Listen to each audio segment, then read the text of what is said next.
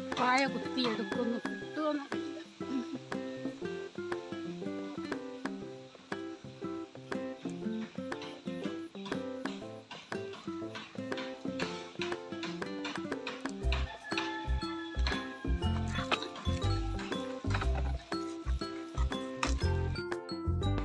ചെറുതാണ് കേട്ടോ.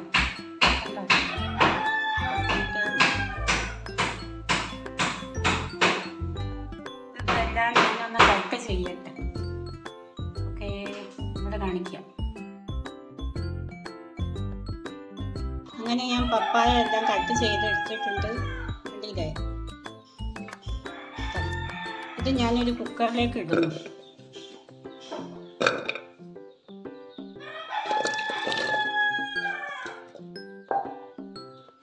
ഇതിലേക്ക് അല്പം വെള്ളം ഒഴിച്ച് വെക്കുന്നു. ഒരുപാട് വെള്ളമൊന്നും വേണ്ട കേട്ടോ. ഓക്കെ, ഇത് ഞാൻ ഒന്ന് കുക്ക് ചെയ്ത് വരാം. 2 വിസിലടിച്ചാൽ മതി കേട്ടോ.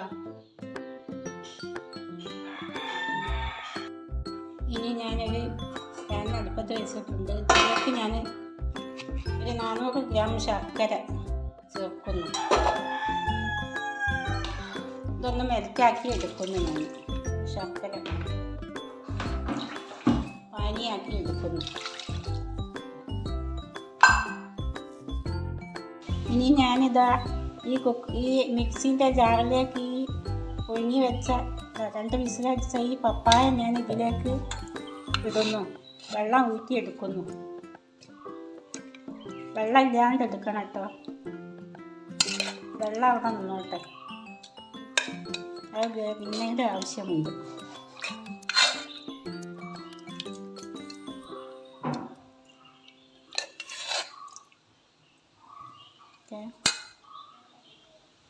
ഞാനിതൊന്ന് മിക്സിയിൽ അടിച്ചെടുക്കുന്നു. ഞാനിത് അടിച്ചെടുത്തിട്ടിട്ട് ഇനി 2 തവണയായിട്ട് ഞാൻ അടിച്ചെടുക്കുന്നു. ഇത് ഞാനൊരു പാത്രത്തിലേക്ക് വയ്ക്കുന്നു. ബാക്കിയുള്ളതും കൂടി അടിച്ചെടുക്കുന്നു.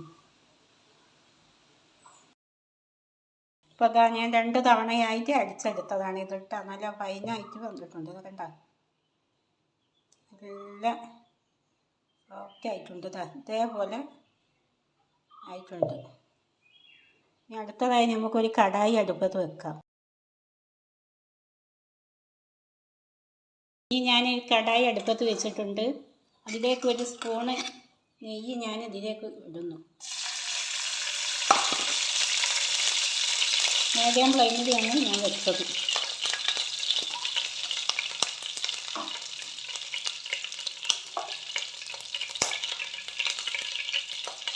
ഞാൻ ആ പപ്പായ അതിലേക്ക് ഇടുന്നു.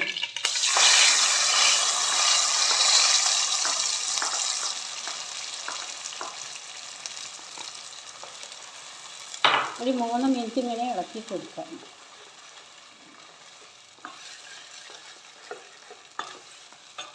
ഇതിലുള്ള വെള്ളമൊക്കെ ഒന്ന് വറ്റി വരുന്നവരെ ഇതൊന്ന് മീഡിയം ഫ്ലെയിമിൽ വെച്ച് ഞാൻ ഇളക്കുന്നു.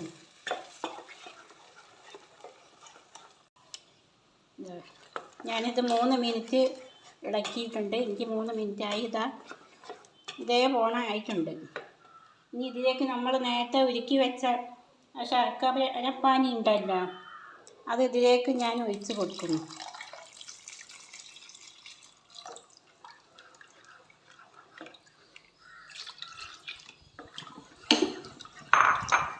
കട്ട പിടിക്കാണ്ട് നല്ലോണം ഇളക്കി കൊടുക്കുക.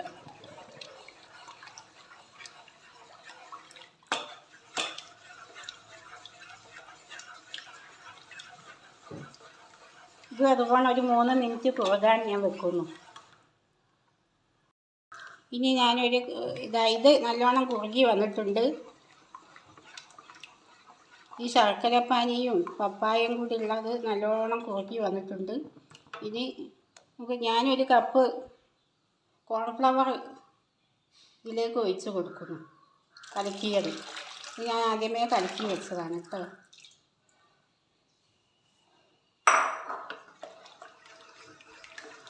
ഇനി നല്ലോണം ഇളക്കി കൊടുക്കുക.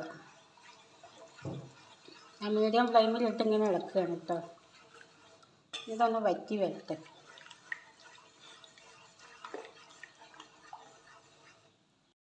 ഇതിലേക്ക് ഞാനൊരു അല്പം ഉപ്പ് മധുരം ബാലൻസ് ചെയ്യാനിടുന്നു. ഏലക്കായും പഞ്ചസാരയും കൂടി ഇടിച്ചതാണ് കേട്ടോ. 3-4 ഏലക്കായ് മതി. എല്ലാം കൂടി ഇട്ട് യോജിപ്പിക്കുന്നു. ഇതാ കോൺഫ്ലവർ ഇട്ടപ്പം തന്നെ പെട്ടെന്ന് നമുക്ക് ഇത് കുറുകി വരുന്നതാണ്. പഞ്ചസാര ഉപയോഗിക്കുന്നവർക്ക് പഞ്ചസാര ഉപയോഗിക്കാം കേട്ടോ. ഞാൻ ശർക്കരയാണ് എടുത്തത്.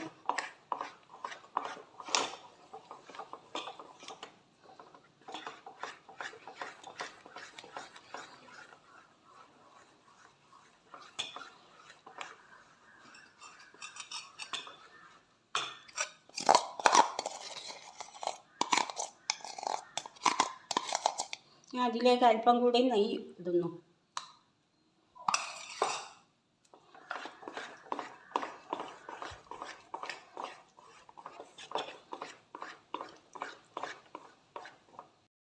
ഇനി ഞാൻ അതിലേക്ക് അല്പം കശുവണ്ടി ഇടുന്നു.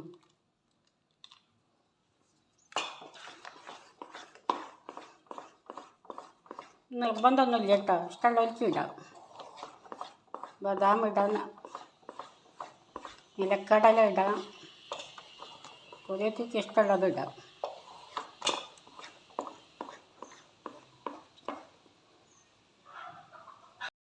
വീണ്ടും ഞാൻ അല്പം കൂടി നെയ്യ് ചേർക്കുന്നു.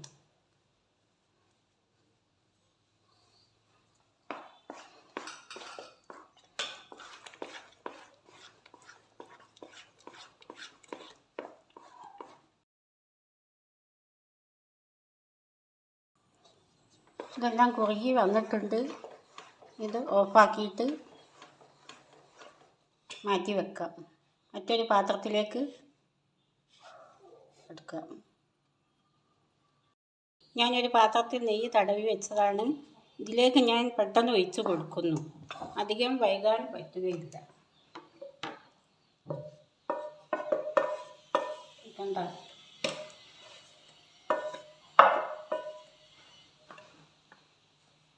ഞാൻ നല്ലോണം അമർത്തി കൊടുക്കുക കേട്ടോ.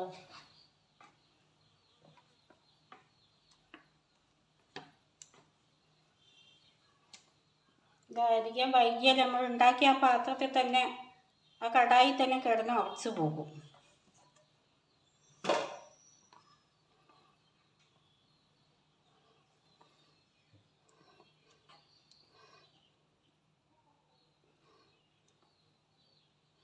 നിങ്ങൾക്ക് ഇഷ്ടപ്പെട്ടാൽ എനിക്ക് ലൈക്കും സബ്സ്ക്രൈബൊക്കെ ചെയ്യണേ, എന്നെ സഹായിക്കണേ.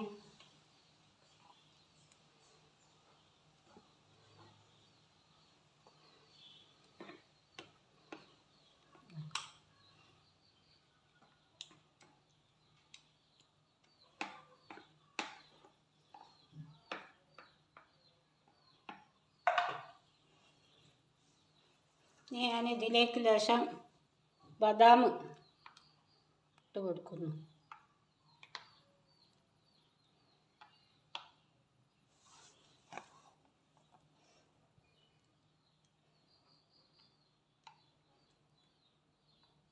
എൻ്റെ കയ്യിൽ വെളുത്ത എള്ളില്ല. വെളുത്ത എള്ള് ഇട്ടാലും നല്ലതാണ്. നിങ്ങളുണ്ടാക്കുമ്പോൾ വെളുത്ത എള്ള് ഇട്ടോളൂ കേട്ടോ. ഓക്കെ, ഇത് ഞാൻ ഓം ടെമ്പറേച്ചറിൽ വെക്കും. അപ്പം ഞാനിത് ഈ ഒരു പാത്രത്തിലേക്ക് അത് ഒഴിച്ച് വെച്ചിട്ടുണ്ട്. ഇനി ഒന്ന് തണുക്കട്ടെ. അത് കഴിഞ്ഞിട്ട് നമുക്ക് മുറിച്ച് നോക്കാം. പാത്രത്തിലേക്ക് ഞാൻ ആക്കിയിട്ടുണ്ട് കണ്ടോ.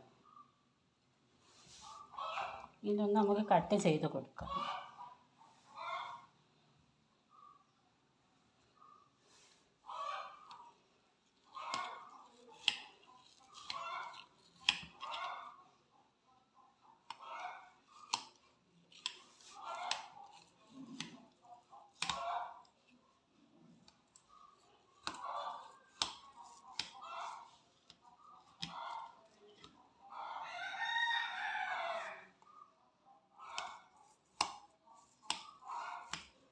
അതിൻ്റെ മുകളിൽ കുറച്ച് ബദാം വെറുതെ ഇട്ടതാണ് കേട്ടോ.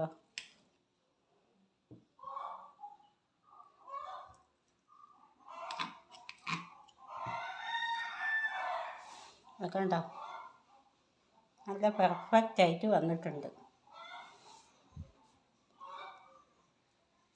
ഒന്ന് മുറിച്ച് നോക്കാം. ഉണ്ടോ,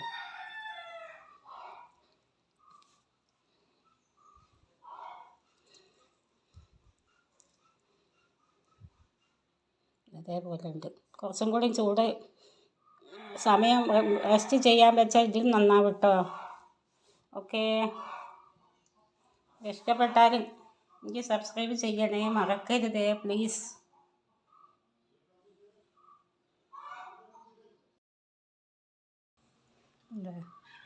നമ്മളെ പപ്പായയുടെ റെസിപ്പി ഇതാ ഇവിടെ റെഡി ആയിട്ടുണ്ട്. ഇതൊക്കെ ഉണ്ടോ,